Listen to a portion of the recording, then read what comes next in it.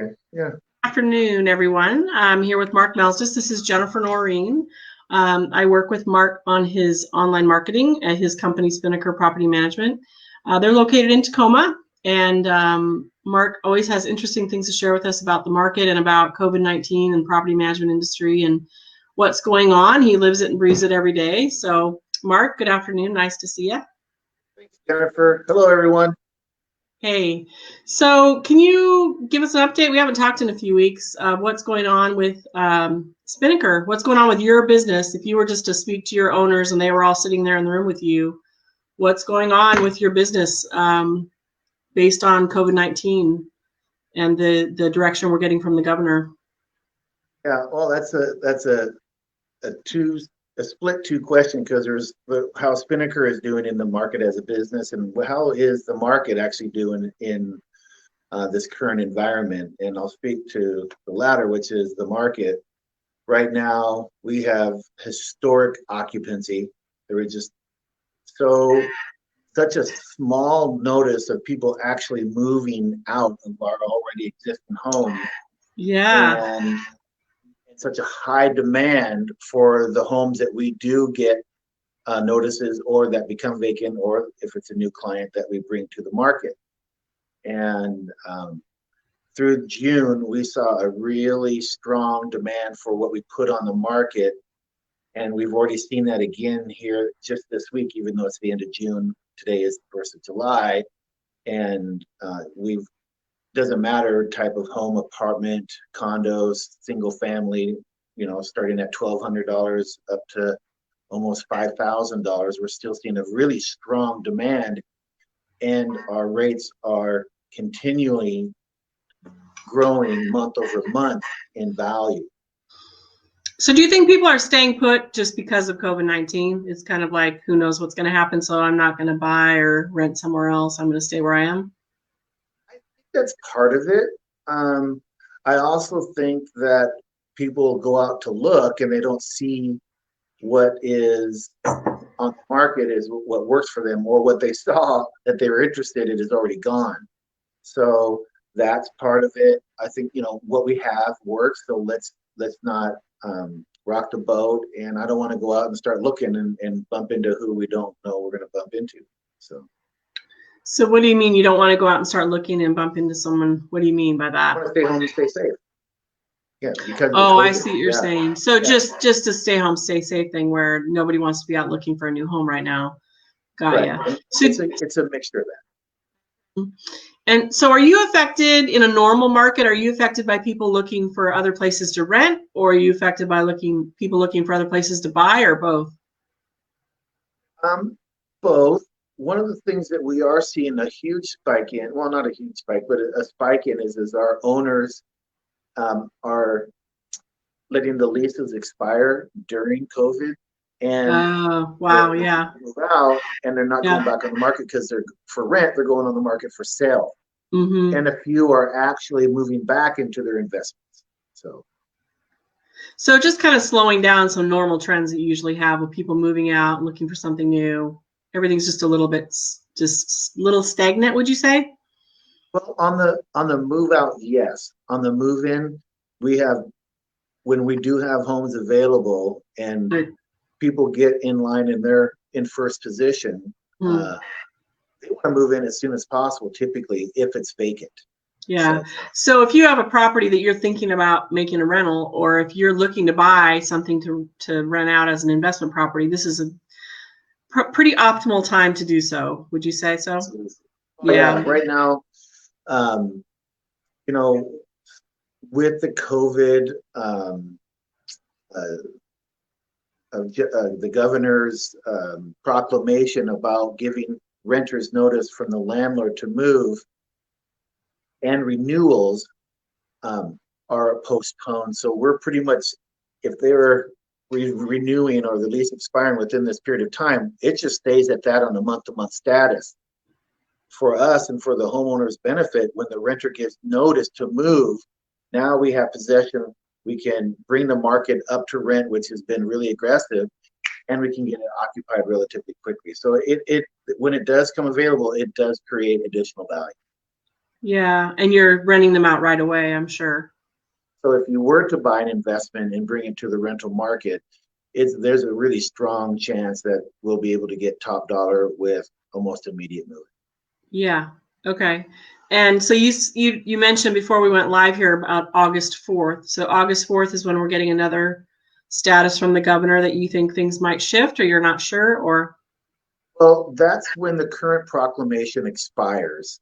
And we're now on the first extension of the original proclamation. And during the extension of the first proclamation, some of the things that on the original proclamation were extended out to August 1st when they expired in June, or uh-huh, August 4th, excuse me, on June 3rd. uh-huh. And then the governor also added some new provisions to the landlords and management companies to deal with certain things, like they wanted to take possession and move in or sell the home. So we could then give proper notice for that. Or there was some significant harm to the property or criminal activity that would give us, an access to remedy those concerns. Well, Pretty that's much good. everything else was the same. Yeah. So if I'm making some decisions about buying an investment property, is there anything going on right now that you feel like affects that decision? Like, should I wait till August 4th and see where things land, or should I just freely decide what I'm going to do? Do you think that things are going to shift? Sure, the conservative buyer would definitely wait, Mm-hmm. because who knows if he's going to extend it, beyond the 1st of August. I at this point, with what we're hearing in the news, I wouldn't be surprised when it comes to that day that he'll do that. Mm-hmm. Um, there's a lot of time between now and then for things to happen, to get Yeah. better or worse. Right. And I'm active. I'm very conservative in my selection or the action to make an offer. And I have other clients that are just buying stuff right now anyway. Yeah. Kind of both ways. So, how has your showing of apartments and homes changed based on COVID? I'm sure you have a virtual process just like realtors are doing, right? Do I Similar. look? Yeah. Um, the the the the thing that's different with us is that we move at a lot faster pace. So Mm-hmm. once the home becomes available or vacant, having somebody move in the next day or two isn't uncommon.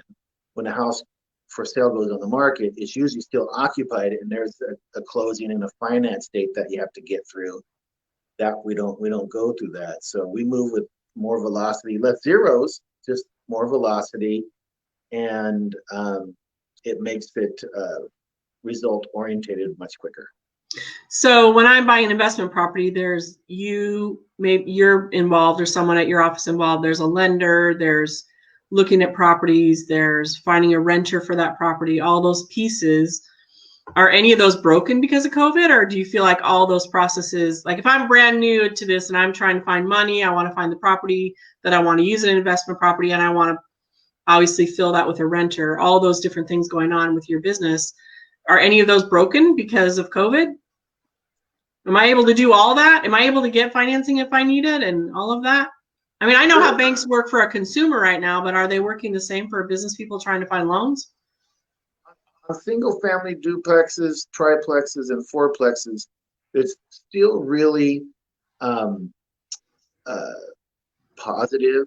There's additional restrictions, like the how much money you put down compared to what it was like before COVID, because the lender wants to have some insurance in case there's vacancy. So they minimize the loan to value rate.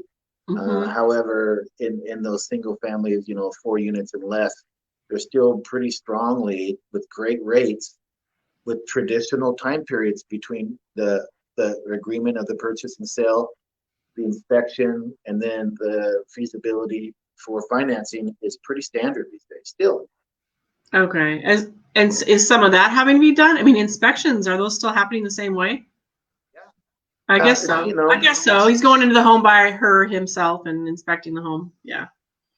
they're doing it with caution and protection and with proper notice. And in some cases, I know some of my clients have lost out on opportunities because buyers have waived inspections. So they just buy it without even going inside and looking. Yeah, you talked about that last That's time we aggressive. visited. You're super aggressive. So willing to buy and risk whatever might be wrong with that home. That's a really aggressive buyer. Wow. So that's still the market we're in, sounds like. Yeah, I know the realtors that I have on my client list are having the hardest time because there's just no inventory. There's buyers, but there's aggressive buyers, but there's nothing. There's such a slim selection of single family, multifamily, and just even property in our area. Is that pretty much North King County all the way down to Lacey, or are there pockets of investment property opportunity, do you think? Or do you Well, think it's pretty much the same no matter where you are in this greater Puget Sound area? I've read a few publications that have contrasting opinions on things. Some have said that the occupancy has dropped, and some have said that the rates have increased. And in the South Puget Sound, which is where our primary territory and the homes that we manage are in, we're just seeing the best of both worlds. Besides, the delinquency that we still have to deal with, which is something that the banks are concerned with, because delinquency and vacancy is the same thing, no cash. Sure. So we still have a historic high because of the impact of COVID, and we're still performing, better than the average or the industry average of delinquency. Yeah. So are you doing more as a business? Are you doing more taking care of your residents than you are signing in new owners? I mean, like, is your day-to-day business shifted from more just maintenance of your existing renters and the properties you have, or are you still as busy taking in new owners and setting up new owner clients? We have a big demand for new client owners. So, some of them are in the process of looking to buy, some of them are actually buying, some of them already own, and they're shopping around, so they're looking for the best fit. And Sure. so we get a good flow of that on a weekly basis. And as far as it goes with the tenants and the occupants, we're just shifting our conversation, adding more value to the ones who are having challenges paying their rent on time or in full, to giving them access to the resources, or in addition to payment plans, so that they stay and we avoid vacancy and operating costs that happen and come along with vacancy. So you're working equally on both sides of your business, sounds like. Absolutely, that's exactly what we're here for. Yeah. And the landlord doesn't work well without a renter, and the renter doesn't live well without a landlord. Sure, you have to have both. So, and you are notoriously a little bit high in your pricing. Can you talk a little bit about that?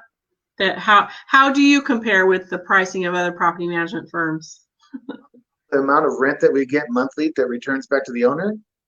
Are you talking about our fees? Oh, your yes. fees. And I know how I would answer that question, but I'm curious to know how you would answer that question. Yeah, well, I think I just kind of sheepishly just plugged myself, is because we're just so in tune, and I play a big part in determining the rentability and the market value of the home that we bring to the market. And being an investor myself, and I deal with it and digest it on a daily basis, even in my sleep, I get to bring not only the process of putting a good quality renter in the home that pays on time and takes care of it. We get to do it in a short period of time for the best possible price. And we make it very simple. We have our 3 fees, and it's really tailored to the amount of units that any one particular owner has or brings to in a portfolio. And it's that simple. Yeah, so it's, and I would answer that question with your over 35 years of combined, I don't know what the combination of experience is now in your office, but I know it's always around 30 years, not to age you at all, but this isn't your first rodeo, and you've functioned as a realtor in the community, but you've also been an investor and been, from a background of investing. And so you think in terms of this business, and I don't think that's the case for all property managers. So I think you bring the ability to manage properties, but also just your expertise in consulting and advising. And I don't think you bill for any of that, which is amazing. So, And you can also, what a lot of people don't realize about Spinnaker is that you can get a lot of that advice before you even work with them. So if you're looking at an investment property, you're not sure which area of the Puget Sound to buy in, Mark is a great advisor on that, as is his team, and you will get some direction before you even decide to do business with them. So I think that's a great quality that you bring, and I am sure it's a differentiator for you in the market. And yeah, you are a little bit more expensive, but I think you're not billing for that knowledge and that consulting, and so I think you could think of it as a client as that being wrapped in. Is what am I overall going to gain from a relationship with Spinnaker, as opposed to just thinking of it in terms of functioning as managing their assets. So there you go. You're right on the button. I am your marketing person, so no extra. What's that? We have our 3 set fees and services, and we don't bill for anything outside of that. No, you don't. And there's not that much you don't do for your clients. And I know that to be true from seeing your office in action. And I mean, I am your marketing person. I'm completely biased, and I admit that. I help with that out front. I do need to believe in what you're doing. But I have spent a lot of hours in your office, and I kind of see how it functions. And I know that you have a solid team. And I know that the other side of this COVID thing for you, I know, is that you've had to function a little bit lean as a team and share job roles and be extra patient with each other on who's doing what. And I have never really sensed, unless they truly go home and kick their cat or something, or they yell at their spouse, I really haven't sensed that. It just seems like things have rolled forward as business as usual, which is a compliment to you. So thanks, Mark, and thanks for your chatting today. It sounds like everybody's kind of crossing their fingers about August 4th to see what happens there with the governor. That might be a good time for us to chat again, maybe a day or so after that, just to kind of see how that affected things, and give our owners any other tips or advice that you wanted to give them. So if I want to work with Mark and his team, and I'm an owner looking for an investment property, or I have one that I need him to manage, what do I do? Mark, take it away. Yeah, I invite you to reach out to me directly at 253-606-0573 or on our website. And I would be happy to find out more about what your expectations are and how we can fulfill those, and most likely supersede those, so we can deliver peace of mind. And if I'm a current owner client of Spinnaker and I want to look at the financial documents or get more information about my rent amounts or totals or all of that, you can use the owner portal to do that at spinnakerpm.com. Or again, if you're a new inquiry and you just want to get information, you can call, or you can also inquire on the site. So thanks again, Mark. We'll talk to you in a couple weeks. Always good to see you. Right. Be well, stay safe.